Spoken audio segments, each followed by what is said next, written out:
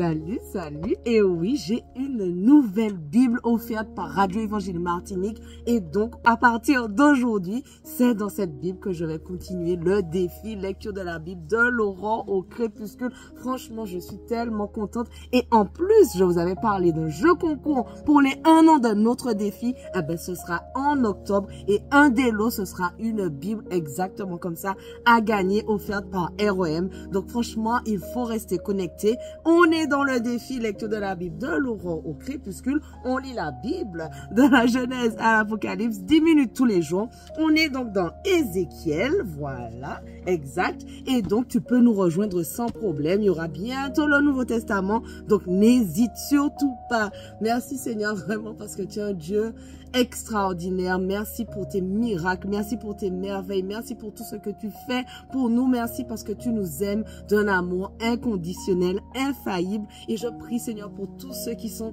dans ce défi. Permets qu'on puisse toujours arriver jusqu'au bout, jusqu'à Apocalypse. Aide-nous à pouvoir comprendre le passage du jour et à mettre en pratique toutes les vérités que tu nous donnes aujourd'hui au nom de Jésus. Amen.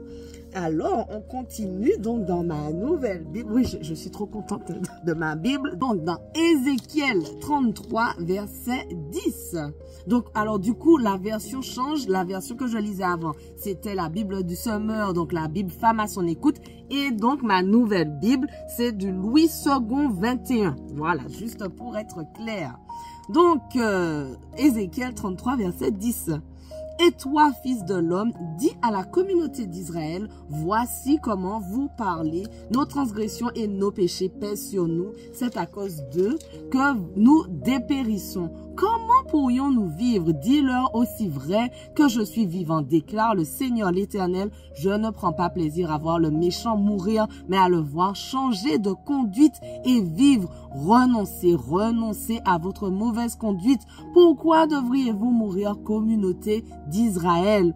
Et toi, fils de l'homme, dis aux membres de ton peuple, la bonne conduite du juste ne le délivrera pas si un jour il se met à commettre des transgressions, et le méchant ne trébuchera pas à cause de sa méchanceté si un jour il y renonce, pas plus que le juste ne pourra vivre grâce à sa justice si un jour il commence à pécher. Lorsque j'affirme au juste qu'il vivra, s'il place sa confiance dans sa justice et se met à commettre l'injustice, toute sa justice passée sera oubliée et il mourra à cause de l'injustice qu'il a commise. Lorsque je dis au méchant, tu vas mourir, c'est certain, si il renonce à son péché et se met à appliquer le droit et la justice, s'il rend le gage, s'il restitue ce qu'il a extorqué, s'il suit les prescriptions qui donnent la vie en ne commettant plus d'injustice, il vivra, il ne mourra pas.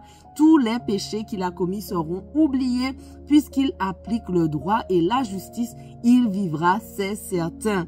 Les membres de ton peuple disent, la manière d'agir du Seigneur n'est pas correcte, mais c'est leur manière d'agir qui n'est pas correcte. Si le juste renonce à sa justice et commet l'injustice, il mourra à cause de cela. Si le méchant renonce à sa méchanceté et applique le droit et la justice, il vivra grâce à cela. Vous avez dit, la manière d'agir du Seigneur n'est pas correcte. Je vous jugerai chacun en fonction de sa conduite, communauté d'Israël. La 12e année de notre exil, le 5e jour du 10e mois, un rescapé de Jérusalem est venu vers moi et m'a dit, la ville a été prise. La main de l'Éternel avait reposé sur moi le soir précédant l'arrivée du rescapé et l'Éternel m'avait rendu la parole avant qu'il ne vienne vers moi le matin. Ma bouche s'était ouverte, je n'étais plus muet. Alors la parole de l'Éternel m'a été adressée. Fils de l'homme, ceux qui habitent les ruines de la terre d'Israël disent, Abraham était tout seul et il a reçu le pays en héritage. Puisque nous sommes nombreux, c'est à nous que le pays a été donné en propriété. C'est pourquoi annonce-leur, voici ce que dit le Seigneur l'Éternel, vous mangez vos aliments avec le sang, vous levez les yeux vers vos idoles, vous versez le sang et vous posséderez. Vous versez le sang et vous posséderiez le pays. Vous vous appuyez sur votre épée. Vos femmes s'adonnent à des pratiques abominables. Chacun de vous rend impure la femme de son prochain et vous posséderiez le pays. Tu leur transmettras ce message. on transmettra ce message. Voici ce que dit le Seigneur, l'Éternel. Aussi vrai que je suis vivant, ceux qui se trouvent parmi les ruines tomberont par l'épée. Ceux qui se trouvent dans les champs, je les donnerai à manger aux bêtes sauvages. Et ceux qui se trouvent dans les endroits escarpés et dans les cavernes mourront par la peste. Je ferai du pays un sujet de consternation et un endroit dévasté. Ce sera la fin de l'orgueil qu'il tirait de sa force. Les montagnes d'Israël seront dévastées, plus personne n'y passera. Ils reconnaîtront que je suis l'Éternel quand je ferai du pays un sujet de consternation et un endroit dévasté à cause de toutes les pratiques abominables auxquelles ils se sont adonnés.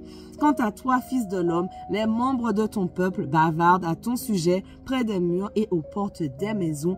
Ils se parlent entre eux, chacun avec son frère, et disent, « Venez donc écouter quelle sera la parole qui viendra de l'Éternel. » Puis ils se rendent en nombre auprès de toi et mon peuple s'assied devant toi. Ils écoutent tes paroles, mais ils ne les mettent pas en pratique. Ils se montrent pleins d'enthousiasme dans leurs propos, mais leur cœur est attiré par les gains malhonnêtes.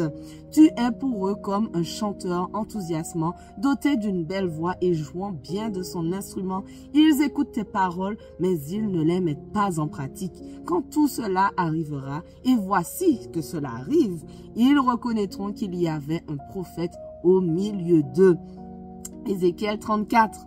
La parole de l'Éternel m'a été adressée. Fils de l'homme, prophétise contre les bergers d'Israël, prophétise et dis-leur à ces bergers, voici ce que dit le Seigneur l'Éternel, malheur aux bergers d'Israël qui ne prennent soin que d'eux-mêmes. N'est-ce pas des brebis que les bergers devraient prendre soin? Vous mangez la graisse, vous vous habillez de laine, vous abattez les bêtes dodues, mais vous ne prenez pas soin des brebis. Vous n'avez pas assisté les bêtes affaiblies, vous n'avez pas soigné celles qui étaient malades, ni pensé celles qui étaient blessées. Vous n'avez pas ramené celles qui s'étaient égarées, ni cherché celles qui étaient perdues, mais vous les avez dominées avec violence et cruauté.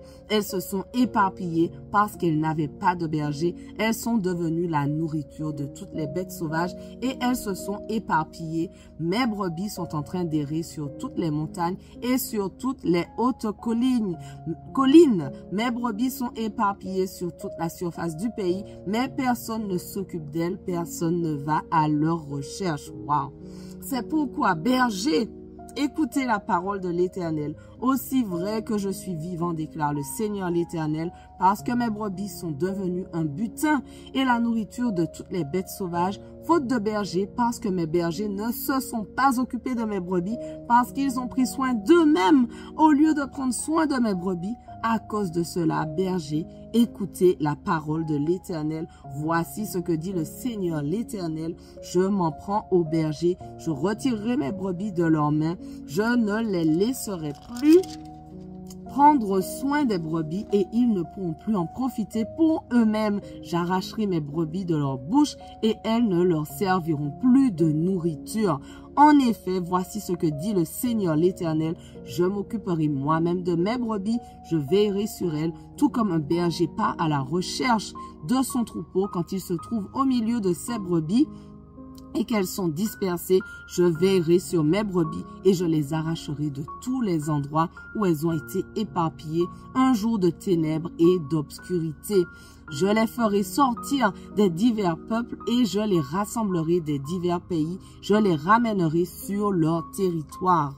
Je les conduirai sur les montagnes d'Israël, le long des cours d'eau et dans tous les endroits habités du pays. Je les conduirai dans un bon pâturage et leur domaine se trouvera sur les hautes montagnes d'Israël. Là, elles se reposeront dans un domaine agréable et elles brouteront dans de riches pâturages sur les montagnes d'Israël. C'est moi qui prendrai soin de mes brebis, c'est moi qui les ferai se reposer, déclare le Seigneur l'Éternel. J'irai à la recherche de celle qui est perdue.